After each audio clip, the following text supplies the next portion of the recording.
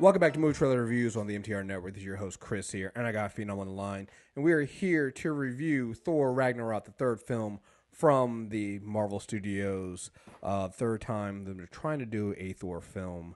It is directed by, let me see if I can get this right. It is Taika Waititi, and it stars Chris Hemsworth, Tom Hiddleston, Cate Blanchett, Tessa Thompson, Mark Ruffalo, and a whole bunch of other people in it. So I did my quick review already, so I'm gonna let Phenom go ahead and lead off with this since he just saw it on Monday, and then I'll fill in with what I thought. What do you think of this film, man? 'Cause I know you don't like the first two Thor films, right? Yeah, I think the first Thor film is boring as shit. I just don't. The whole Natalie Portman story, all that, did absolutely nothing for me. Him being on the Earth did absolutely nothing for me, and I didn't feel like we got any of Asgard really. So I wasn't blown by his character, his world, or his story at all. The second one, I like that they tried to make it dark. I like that they brought in more villainous characters, but I still didn't really enjoy the film that much. I don't think it's a bad. I don't think either of them are bad films. I just don't enjoy watching them at all. Um, this film is different. This is them going, you know what? We did Earth Thor, we did Dark Thor, and now we're gonna do fantasy Thor. We're gonna do comedy Thor. We're gonna do 80s retro Thor, and all of those fit into the Brandon box of likable shit. So when I'm sitting here and comedy Thor, of course. So when I'm watching this, I mean, initially it opens up with comedy, just pure asshole comedy. And then, we get into the action, which is off the chain. We get into the 80s stuff and, all those callbacks and the dope ass music, the synthesizers in the background. We get Hulk.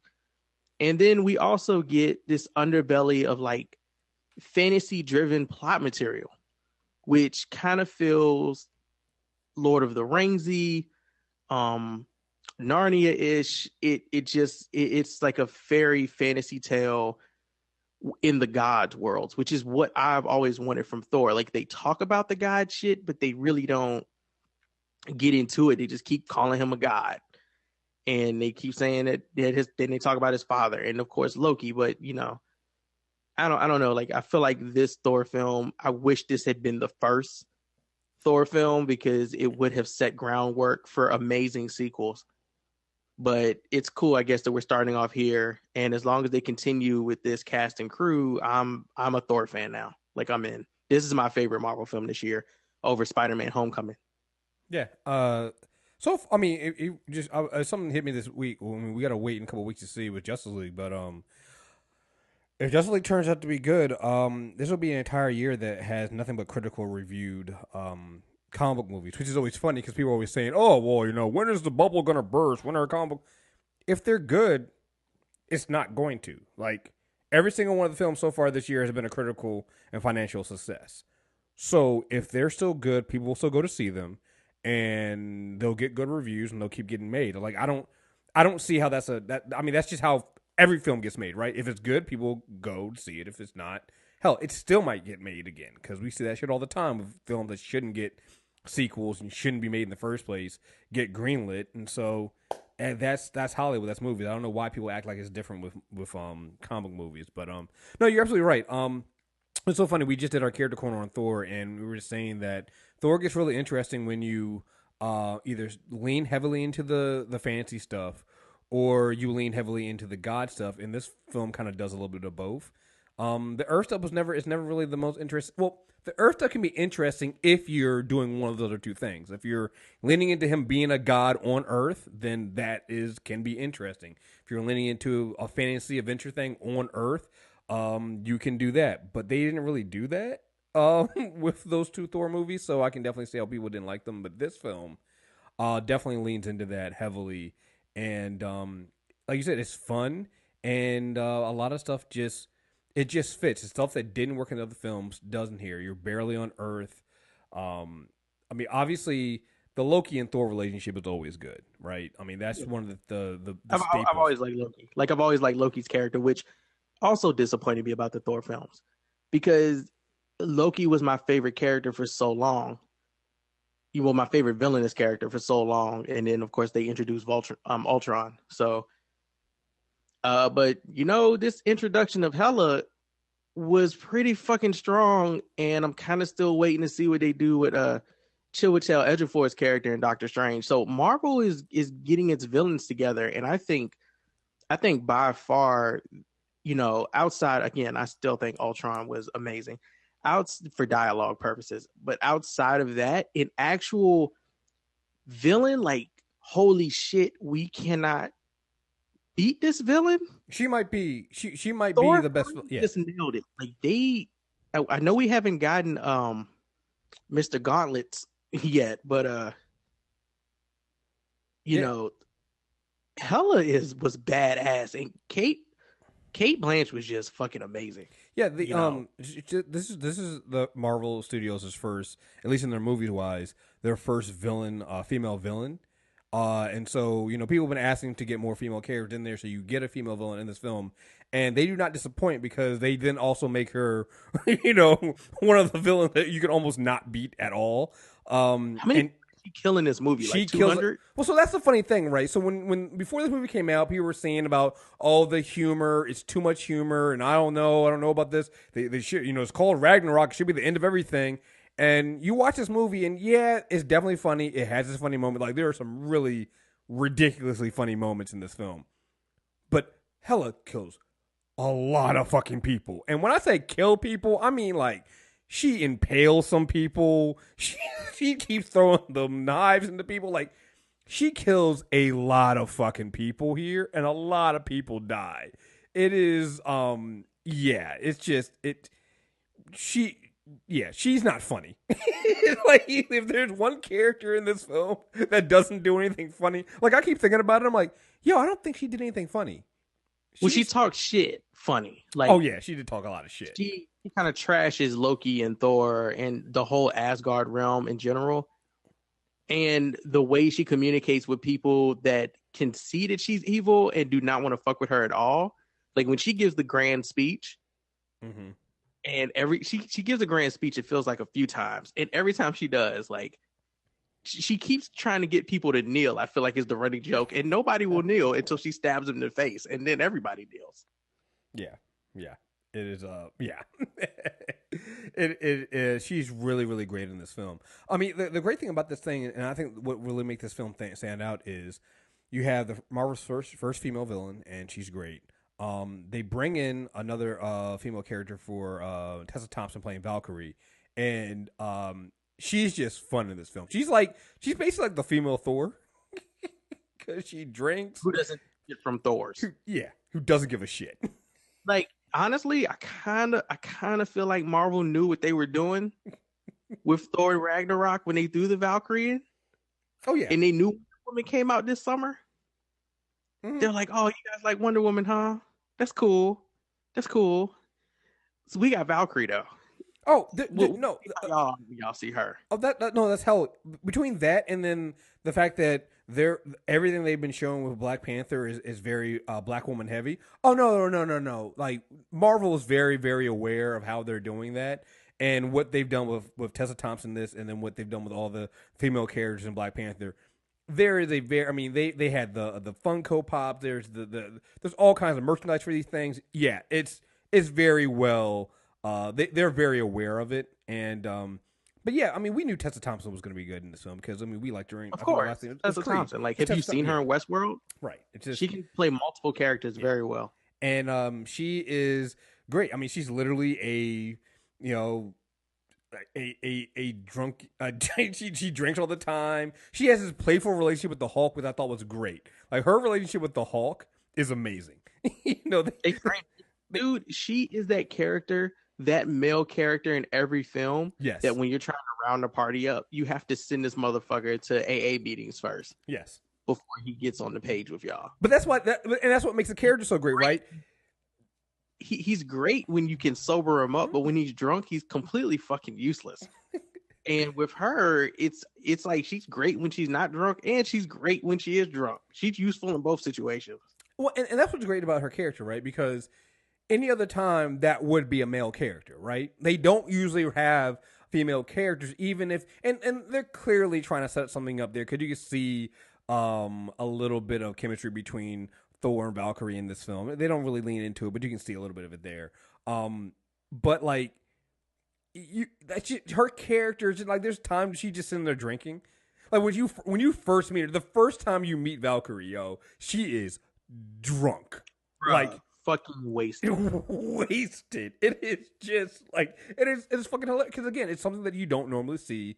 They don't usually write their female characters this way, and so they wrote her in a way that that's usually typically reserved for male characters, and it's refreshing because like yeah, women can do this shit. Like there's a scene she has in there where they're escaping the planet, and she's like hopping between the different ships to destroy them, and Thor's like, hey, maybe I should go out there and because she's kind of doing this herself. Maybe I should go out and join the action because yeah, it's really great. It's really fun.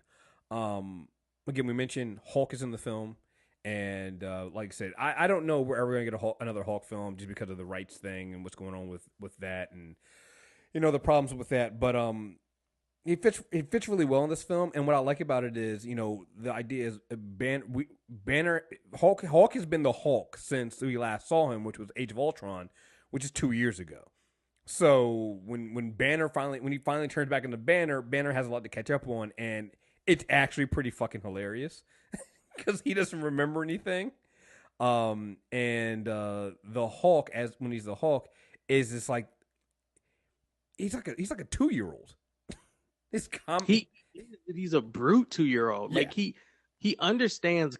He conceptually understands things, right? He understands that he's got it good where he is. He understands that he doesn't want to go back to Earth because of who he is. He understands he's basically just living it up. Like you said, he has this relationship with Tessa Thompson's character, with the Valkyrie. I mean, he pretty much is just chilling. He's like a 2-year-old that somebody left in a fucking candy and toy store. And a super strong yeah, super strong 2-year-old. Right. Like smoldering hot fire 2-year-olds. Yeah. The fight with the Thor and Hulk is really great. Like all the action scenes I think are really all of the fights in this movie are great. Yeah. Like oh my god. Like I feel like Marvel knows exactly what the fuck they're doing. The shots, the slow motion shots in this movie that look like 16 Chapel paintings, okay, in motion, are fucking amazing. And I feel like they're looking at Zack Snyder and going, hey, this is what you're trying to do? Just pull back. It looks way better, buddy. It's just going to be really hard to not compare a film about gods to another film that came out earlier this year about gods. And cinematically speaking, this film just looks better. Yeah. It just, Wonder Woman had some amazing action and it was a great fucking film. This film just looks better and it's funner and it's funnier. And y'all know how I feel about like shitting on DC. Because again, Wonder Woman is a really, really great film. Thor 3 is just easily... the final battle, everybody admits that the final battle in Wonder Woman is just not good. It's not good. You said what? The final battle in Wonder Woman is just not good. Oh, it's not, but the final battle in this movie is greatness. It is amazing. It is fucking amazing. You know what I noticed that they did that they have not done yet? Well, that Marvel hasn't necessarily had to do yet, right? Because they're now at this point where, and I think this is why people think the bubble will burst soon. They have done so many films and they have this ensemble casting of films, right? And all of these characters that they're going to have to deal with now. And they're not done adding. I mean, Black Panther is the 18th next year of February, and which will be a national holiday. After that, they're going to bring all of this together in Infinity War. Yeah. And I think Thor should set an understandable precedent that Marvel knows that it has a lot of balls to juggle, and it has been practicing its skills. And I think Thor showcases that very well because it juggles a lot of characters from a lot of different universes, which equal a lot of different subplots and storylines, a lot of different conversations, a lot of different gags. They bring things from all the way back from like Avengers, like the first Yes, Avengers there are a movie. lot of Like, Easter eggs in here for super duper fucking nerds. yeah, I mean, well, not even nerds. Just if you've been watching the films. I knew they were Easter eggs, and I don't even know what they were. I just was Well, like, that must be important because why are they leaving the camera on that for so long? not only just that. I'm not even talking about like the Easter eggs for like super. I'm talking about things for instance, there was when Thor's trying to get the Quinjet and it's locked by voice and it's like, you gotta give your name. Oh yeah, There's a name he has to, there's a name that he's trying to use his name and he can't get it unlocked. And it goes all the way back to the Avengers, something that Tony Stark said to him. Like it's that kind of stuff where this movie just they bring all this stuff together in this film. It's like, man, that was 9 years ago. Like what are we doing? What are we doing here? Like how are you remembering all this stuff? Like you said, what makes this film so interesting is that, and I think this film is just over 2 hours. Yeah, it's 2 hours. It doesn't feel long at all. No, just over. It's constantly in forward motion. Yeah. Even the cameo appearance, which you can go to IMDb and see who it is. Well, everybody knows. They put it in the trailer. So then Strange is in this film, and what they did with him, it was like somebody, like they were on a time clock. They're like, okay, we got Benedict Cumberbatch for 8 minutes. What can we do amazing in 8 minutes? And they don't put a fucking second of it. Yeah, it is one of the best visual looking scenes. Or like edited, it's one of the best edited scenes I've seen in one of these Marvel or action films, period. The way they showcase how well Doctor Strange now uses his powers. And here's the thing, I'm pretty sure most of that scene was already shot because he shows up at the end of Doctor Strange. Thor shows up at the end of Doctor Strange, and it's that scene, that conversation they had there sitting in the chair. We'd already seen that before. It was in the end of Doctor Strange movie. So they might have shot all that stuff already then. Like you were saying, they had them for only a short amount of time. They probably shot all of that stuff right then. And they got it done. And you're right, it's one of the best and most direct cameos. The only other time we've seen one like that is I think Ant-Man, where they put Falcon in there. And you're like, okay, that's also a really good one they did, where you get a big name Avenger, you put him in the film as a little cameo, and it works. It doesn't throw the film off. With this 2 hours and 10 minutes, it's pretty direct. I mean, it's a pretty straight line to everything.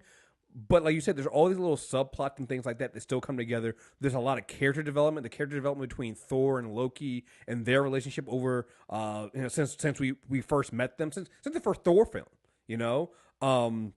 that you have stuff with Tessa Thompson. I mean, you're introducing Valkyrie. You're introducing Jeff Goldblum's character, the Grand Master, in this whole new world.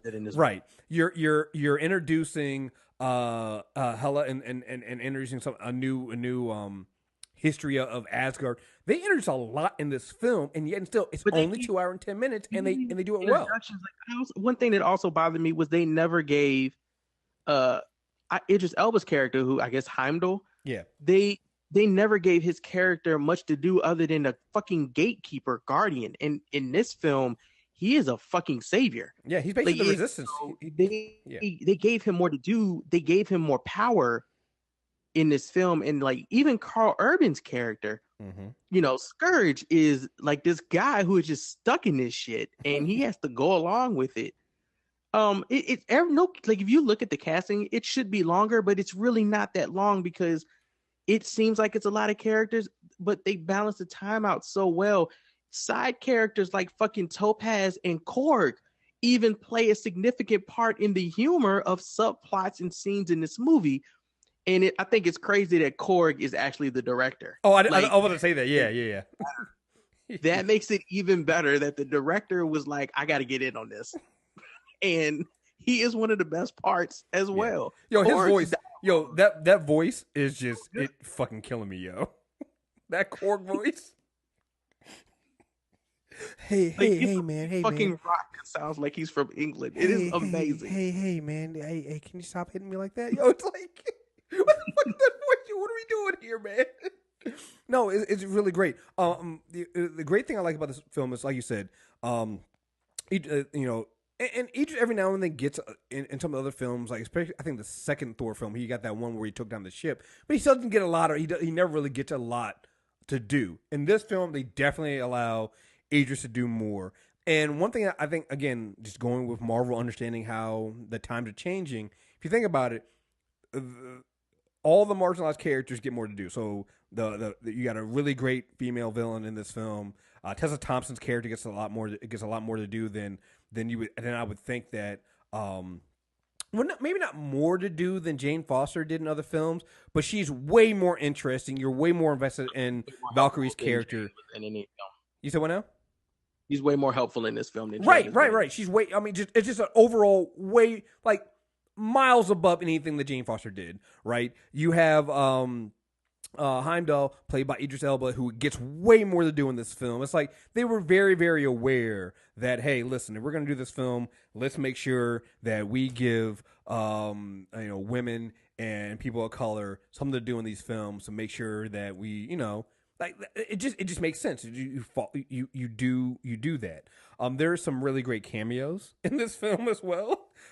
Dude, that happen. talking about the play. Yo, yeah. I'm watching the play going, son of a bitch. Yes, that's him. You fucking die, right. You fucking dying. Whole play is ridiculous. Yeah. But it also shout out to the fucking the dressing department or whatever you would call them for giving this black man an appropriate wig. Cause I swear to God, movies and getting black people's wigs right is like create a character in fantasy games. Okay. That is not our skin complexion, and that is not what the fuck our hair looks like. In NBA 2K, we do not only wear dreads, cornrows, and afros and bald head season, nigga. Like, yo, they had a combination of like a dread lock fro going on with Idris, and it looked real. Yeah. Yeah. I was like, thank God. That shit, they could have him looking like Shamar Moore driving buses around Asgard, and I'm so glad they didn't do that. Yeah. This is not a Medea production. Yeah, they let a man get busy with that sword, yo. So he was getting some work in. I mean, it's just like you said, the action is done really, really well. The film looks beautiful. The soundtrack is great, and it just gives you that 80s. I think we said it when we first saw the first trailer for it.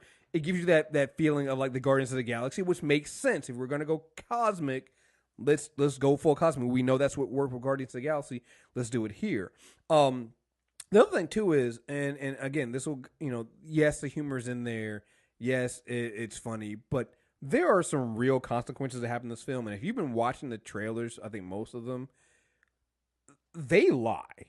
And I'm just going to leave it there. We'll definitely do more when we do our spoiler review, but there are definitely things that happen in this film that, if you just been watching the trailer and you think you know how it's going to end, you think you know what happened, maybe you saw the leaked trailer for Infinity Wars. I think things are going to be a lot different than what you think are going to be there, because there are some real consequences that happen in this film. Like I said, people that you know die, I don't know if they're going to come back. Like this is just I really enjoyed this film. I'm trying to think like if there was anything like a real negative. I mean, I said this in my quick review that I know some people might, if you're a Warriors 3 fan, I mean, they really don't do much in this film, but then they never really done anything outside the first film anyway. I honestly, to me, that's a nitpick, because everything else with this film, I didn't really miss them. You had a new team. You basically got Tessa Thompson as Valkyrie and the Hulk, and then you get Korg and what was the other thing? Korg and You talking about the little friend that he kept carrying around? Yeah, the everywhere? one yeah, I can't remember what it was. The one that had the little, it was like the little, yeah, he's got knives.